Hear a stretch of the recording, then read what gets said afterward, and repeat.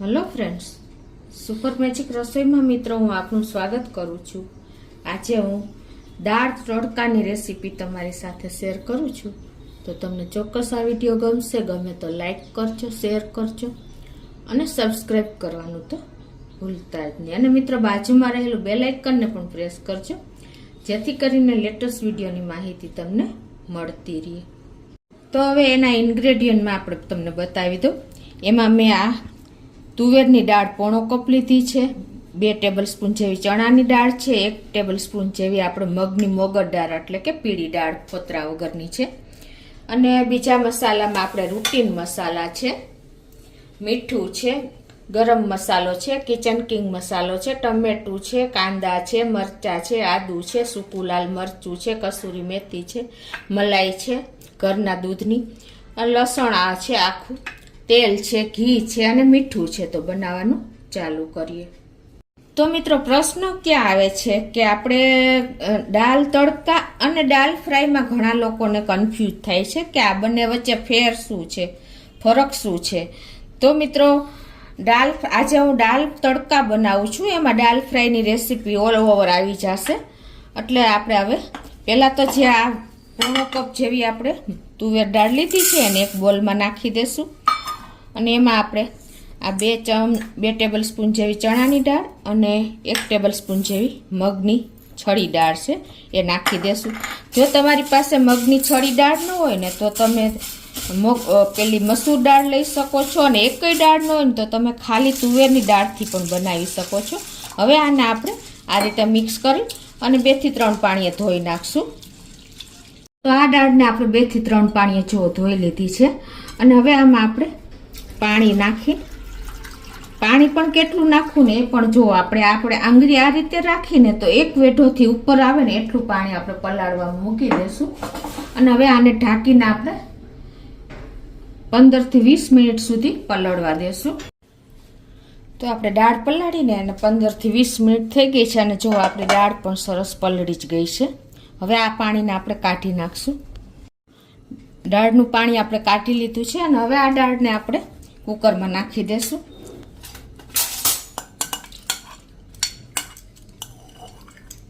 અને હવે આપણે ગેસને ઓન કરી દેશું.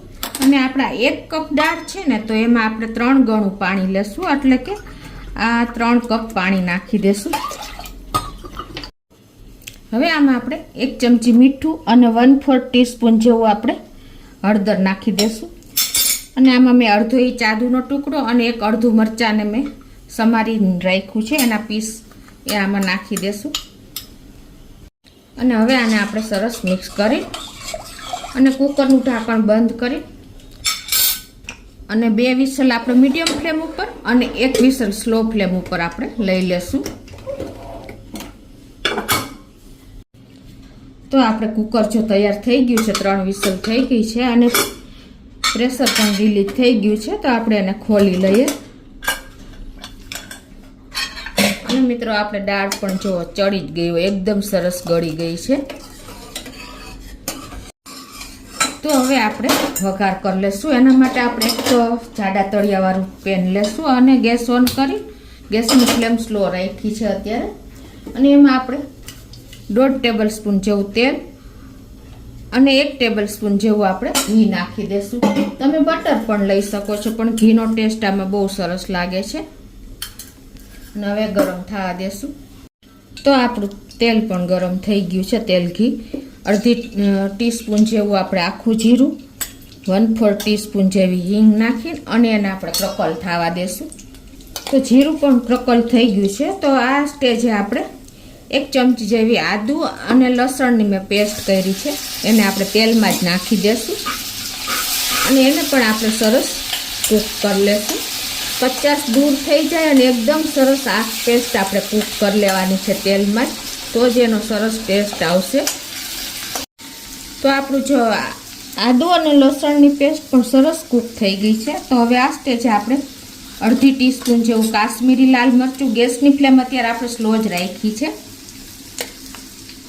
1/4 ટીસ્પૂન આપણે હળદર, પિંચ જેટલી જ નાખશું કેમ કે આપણે બાફવામાં પણ નાખી છે, 1/2 ચમચી જેવું ધાણા જીરું અને પોણી ચમચી જેવો આપણે કિચન કિંગ મસાલો.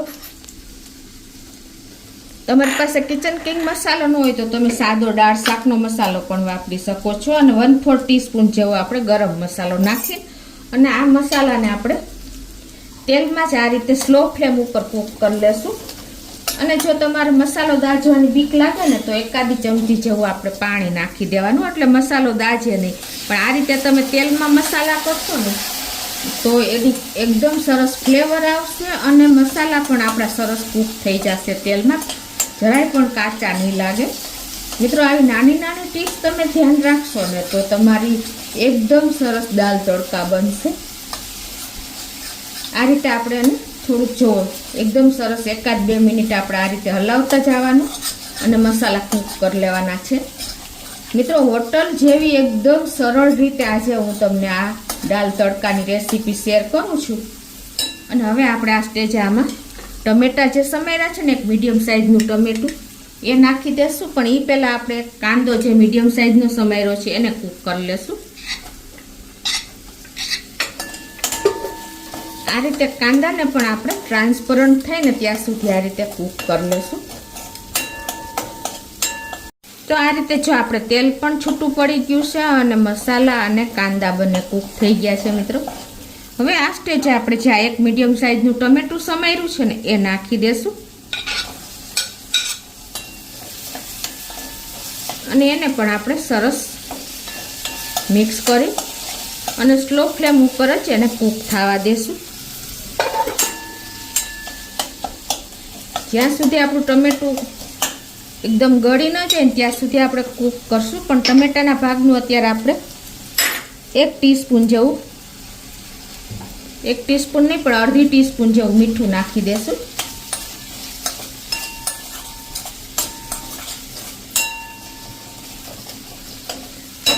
અને હવે આને આપણે 1 મિનિટ કૂક થવા દઈશું. તો આ રીતે જો આપણે ટમેટા પણ સરસ કૂક થઈ ગયા છે અને એકદમ આપણું આ જે ગ્રેવી છે ને એ આ લમ્પી થઈ ગઈ છે, એટલે કે એકદમ જો આવી એકદમ લૂઝ થઈ ગઈ છે. તમારે હંમેશા મિત્રો ગ્રેવી છે કાંઈ પણ જે આ વઘાર કર્યો હોય ને એને એકદમ સરસ કૂક કરવાનો 2 થી 3 મિનિટ, તો જ આપણે દાળ શાકનો જે બનાવીએ ને એનો ટેસ્ટ આવે. નહીંતર જો તમે એમને કાચામાં જ નાખી દેશો ને તો તમારી દાળ પણ અલગ રહેશે, મસાલો અલગ રહેશે અને પાણી અલગ રહેશે, તો કોઈ ટેસ્ટ જ નહીં આવે. એટલે આ પ્રોસિજર ઇમ્પોર્ટન્ટ છે મિત્રો, તમારે ખાસ નોટ કરવાનું કે ક્યારે પણ આપણે દાળ શાકનો વઘાર કરીને ત્યારે પહેલાં તેલમાં જ આ બધો મસાલો કૂક કરી લેવાનો, પછી જ આપણે એને આગળની પ્રોસિજર કરવાની. તો જો તેલ પણ છૂટું પડી ગયું છે અને મસાલો આપણે ટમેટા પણ સરસ કૂક થઈ ગયા છે. તો હવે આ સ્ટેજે આપણે જે આ દાળને કુકરમાં બાફી છે ને એને એડ કરી દઈશું અને ગેસની ફ્લેમ મીડિયમ કરી નાખશું.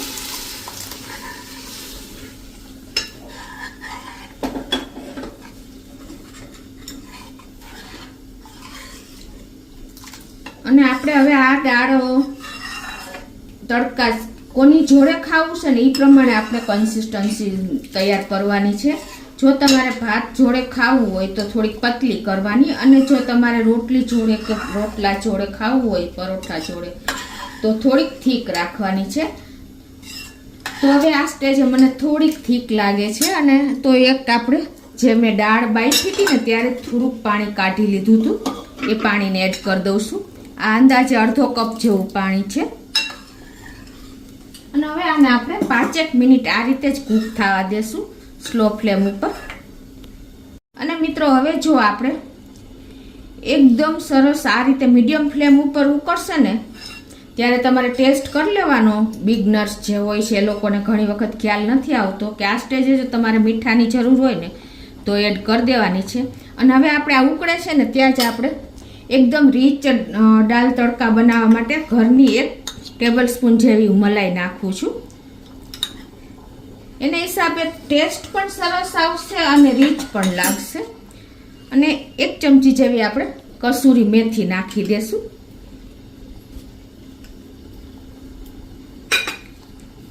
અને એને પણ આપણે આ રીતે મિક્સ કરી અને ઉકળવા દેશું 5-1 મિનિટ. તો તો 5 મિનિટ થઈ ગઈ છે અને જુઓ આપણે દાળ ઉકળે છે ને એની અને એકદમ કન્સિસ્ટન્સી આપણે જોઈએ એવી તૈયાર થઈ ગઈ છે. આ જેમ ઠંડી થાય ને એમ ઠીક થતી જાય છે. અત્યારે મારે રોટલા જોડે ખાવી છે એટલે હું આ કન્સિસ્ટન્સી રાખું છું. જો તમારે ભાત જોડે ખાવી હોય તો થોડીક પતલી રાખવાની. હવે એને આપણે સર્વ કરી લેશું. ગેસની ફ્લેમ આપણે બંધ કરી દીધી છે. તો હવે એને આપણે એક બોલમાં કાઢી લેશું. મિત્રો અત્યારે આપણી આ દાલ ફ્રાય બનીને રેડી થઈ ગઈ છે. પણ હજી આપણે આપણું દાલ તડકા બન્યું નથી. એના માટે હવે તમને હું આગળ પ્રોસીજર બતાવું. તો હવે દાલ તડકા બનાવવા માટે આપણે વઘાર કરશું. તો એના માટે આપણે એક વઘારિયામાં અત્યારે હું 2 ટેબલ સ્પૂન જેવું ઘી મૂકું છું. મિત્રો ઘીનો ટેસ્ટ આપણે દાલ તડકામાં બહુ સરસ આવે છે. તમે બટર પણ વાપરી શકો છો. તો ગેસની ફ્લેમ આપણે મીડિયમ રાખશું અને આમથું પિંચ જેટલું આપણે જીરું નાખી દેશું.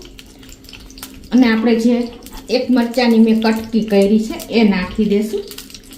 અને 4 થી 5 કળી મેં લસણની કટકી કરી છે એ નાખી દેશું. આમાં મિત્રો લસણનો ટેસ્ટ બહુ સરસ લાગે છે અને લસણને આપણે એકદમ સરસ કૂક કરી લેવાનું છે. જરા પણ કાચું ન રહેવું જોઈએ તો જ એનો ટેસ્ટ આવશે. અને એમાં આપણે એક સૂકું મરચું નાખી દેશું લાલ.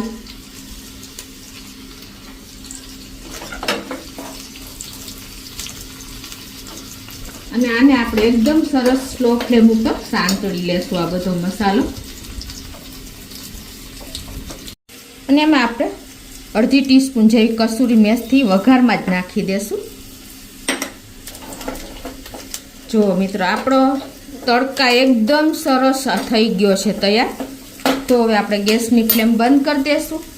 અને એમાં આપણે 1 ટીસ્પૂન જેવું કાશ્મીરી લાલ મરચું નાખી અને આ વઘારને આપણે આ જે દાલ ફ્રાય છે ને એમાં રેડી દેશું. મિત્રો આ આપણો દાલ તડકા રેડી થઈ ગયો છે. આટલી જ પ્રોસીજર આપણે કરવાની છે. તો તમને સમજાઈ ગયું કે દાલ તડકા અને દાલ ફ્રાયમાં શું ફેર છે. એકદમ ટેસ્ટી અને ચટાકેદાર, જોતા જ ખાવાની ઈચ્છા થઈ જાય ને એવો આપણો દાલ તડકા રેડી થઈ ગયો છે. તો તમે ચોક્કસ એક વખત આ રીતે ટ્રાય કરજો મિત્રો. અને તમને ગમે તો લાઈક કરજો, શેર કરજો અને સબસ્ક્રાઈબ કરવાનું તો ભૂલતા જ નહીં.